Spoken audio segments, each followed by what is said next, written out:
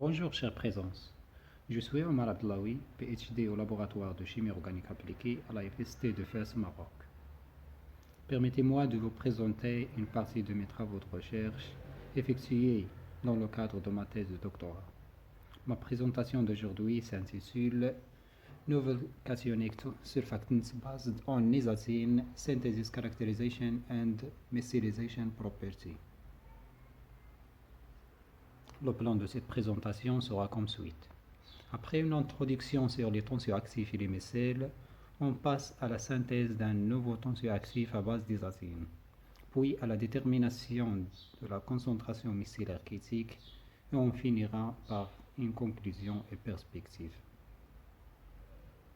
Avant de commencer l'exposition de nos résultats, nous ferons quelques rappels sur les tensioactifs et les mécèles.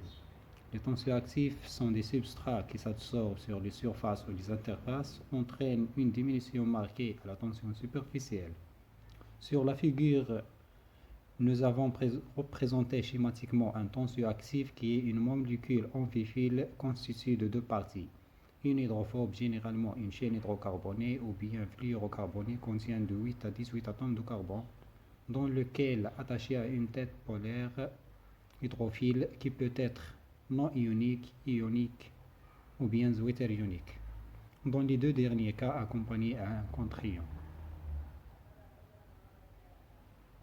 Les tensioactifs sont classés selon la nature du tête polaire. Anionique, la tête polaire est chargée négativement, qui peut être des carboxylates, sulfates ou bien sulfonates. Le SDS est un tensioactif anionique largement utilisé dans les produits ménagers.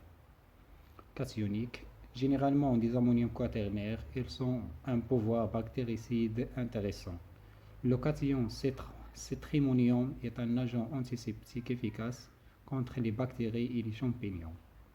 Zwitterionique, il s'agit d'agents tensioactifs contenant à la fois des groupes cationiques et anioniques. Les amphotères les plus courants sont les N-alkylbutaïnes. Les agents de surface non ioniques ne comportent aucune charge. Les plus courants sont ceux à base d'oxyde d'éthylène, appelés agents de surface éthoxylés, en raison de leur activité interfaciale, de leur capacité d'autosagrégation en motifs supramoléculaires à l'échelle nanométrique, de leur activité biologique et de leurs diverses applications. L'intérêt pour ces composés a connu une croissance importante au cours des années, comme le montre la figure suivante. Pour cela, nous avons intéressé à la synthèse d'un nouveau tensioactif cationique à base d'isazine. En première étape, on a réalisé une réaction d'alkylation de l'isazine par le dibromohexane. Le produit alkylé a été obtenu en bon rendement. Sur le spectre RMN du proton du produit alkylé, on observe des signaux entre 7 et 7,6 ppm correspond au proton aromatique.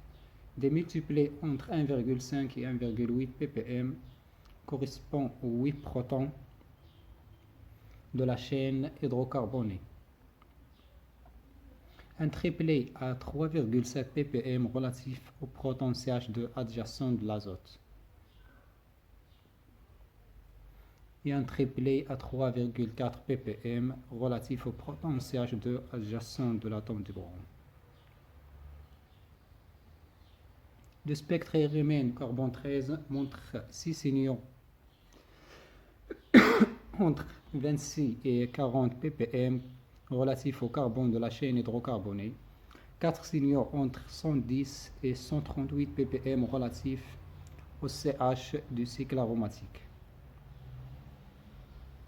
Dans la deuxième étape de synthèse de tensioactifs, nous avons réalisé une réaction de quaternisation de l'isazine alkylée avec le triméthylamine.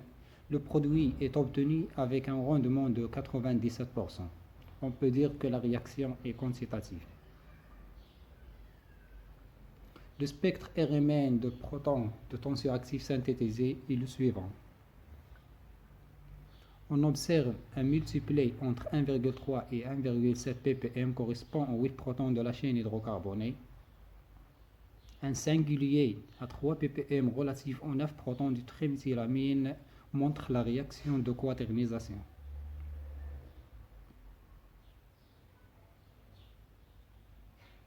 Le spectre Riemann carbone 13 montre 3 signaux superposés à 52,8 ppm, 4 signaux entre 22 et 26 ppm relatifs au carbone de la chaîne hydrocarbonée.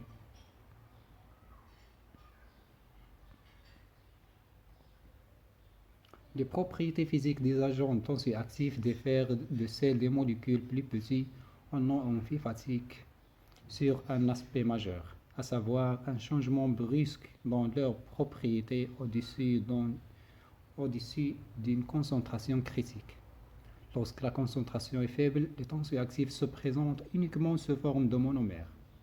Les molécules tensioactives se concentrent aux interfaces. Les molécules d'agents tensioactifs dissous sont présentes lorsque tous les sites de surface sont occupés. Les molécules forment des agrégats à l'échelle nanométrique appelés micelles associés ou bien ordonnés à une concentration particulière appelée concentration micellaire critique. Ces agrégats couvrent une large gamme de tailles allant de quelques nanomètres à des dizaines de micromètres. On a déterminé la concentration micellaire critique de tensioactifs synthétisés par la méthode conductiométrique. La CMC correspond au point d'intersection des deux droites. Elle est de 13 millimoles par litre.